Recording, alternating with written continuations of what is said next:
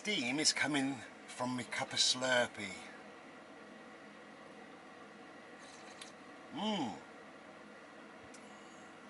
Glorious. Well, I was just thinking about labels, you know. Why do we use labels all the time? It seems, is it a thing that we use a label to make ourselves feel better about something? Yeah, okay, we've labelled that, we've boxed it off, now we can move on. Do you reckon that's the case? Itchy beard. Hey, looking like Santa. Santa. No, there's lots of labels, isn't there? You know, there's, I suppose the first labels you're ever gonna think about, the biggest sort of labels, are gay, straight and bisexual. You know, which kind of defines a person's sexuality, or does it? I don't know. I suppose it defines a person's sexuality according to society's rules. Who invented these labels, you know, I mean, I don't know. But you seem to have these labels, you know, you're a hippie, therefore you're this type of person. You're a punk, therefore you're that type of person. You know? He's a nice guy, he's a dog owner. Yeah. Dog owners can kick their dogs. It's a label, dog owner. Or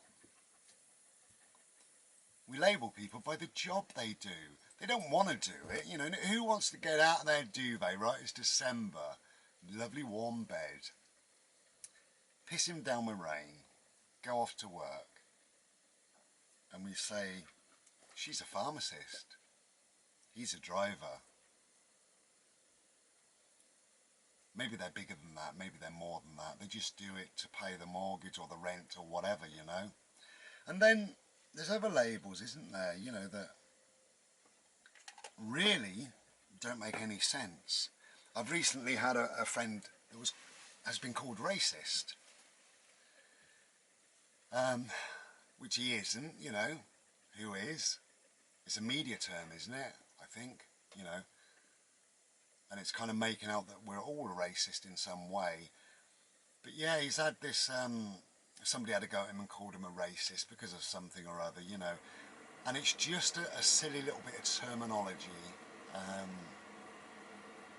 And again, where did it come from and what does it mean? And do you want to accept that label? And if you do, you accept that label into your life, then you start looking around you and trying to pin this label on people. Oh, I've got a load of labels here. Racist, dog owner, bisexual, you know, and it goes on and on. And at the end of the day, you know, we're just us, we're just people. You're you, I'm me. Difference of opinions, different ideas, different ideologies, different way of living your life, different way of seeing your life. We all view things in a slightly different way. And therefore I don't think really we need labels, do we? About time to get rid of them. Anyway, I saw something nice on Facebook, and I can't remember what it is. I was going to tell you.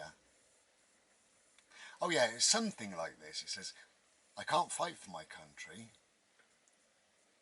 because I don't have one. I'm a citizen of the world. Something like that anyway. I just liked it, you know. Just like it a lot. Slurpee.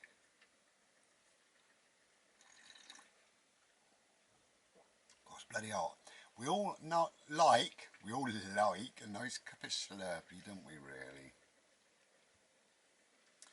Anyway, yeah, labels, what's the point? Thank you for all your comments and questions and what have you. I really do appreciate them. And I know I've said it in probably 2 or 3 videos really. Probably I haven't said it enough, I don't know, but I really do appreciate your comments, your questions and things like that really.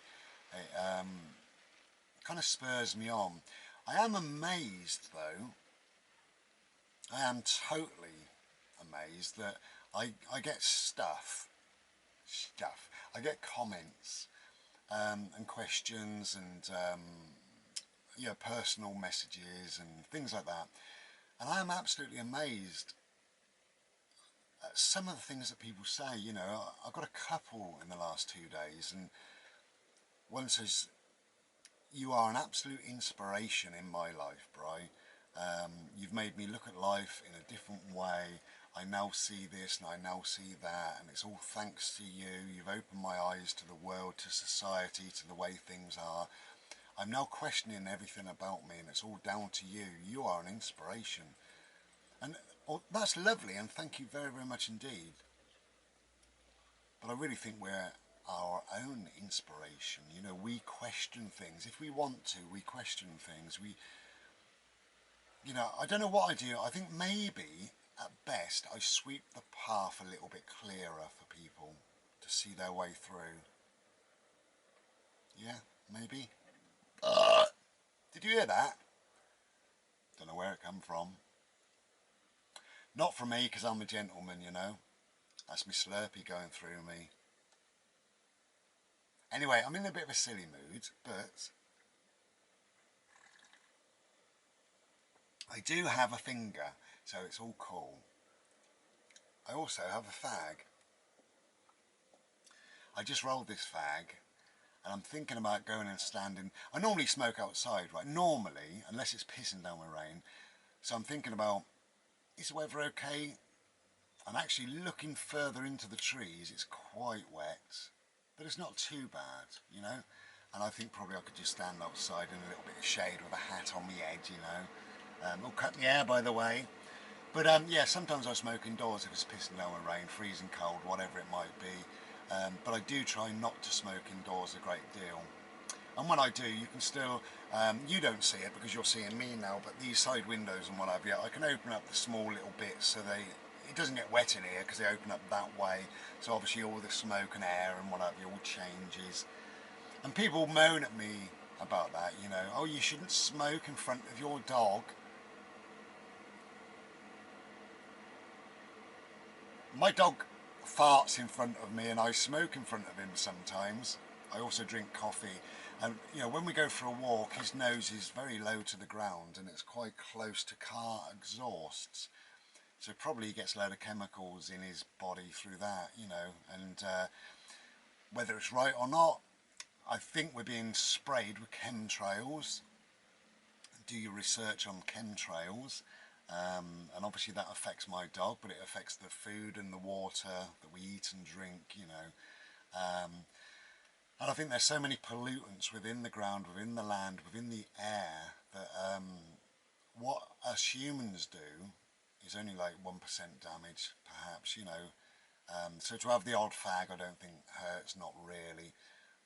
But you know, I suppose, yeah, you're right in a way. I shouldn't smoke in front of my dog, and I shouldn't cook bacon in front of my dog, and I shouldn't, you know, have the cooker going up full with the heating on, cooking all these wonderful and glorious dishes. So anyway, whatever. Yeah, a little bit wet today. Just one of those things really, but we are kind of heading on for nearly the middle of December now already. There's that guy. Got a purple hood with that. Oh, this is in the last video. We're going back in time. This guy's got a great big Rottweiler, and he's only a young lad, probably about mid-20s if that, probably earlier.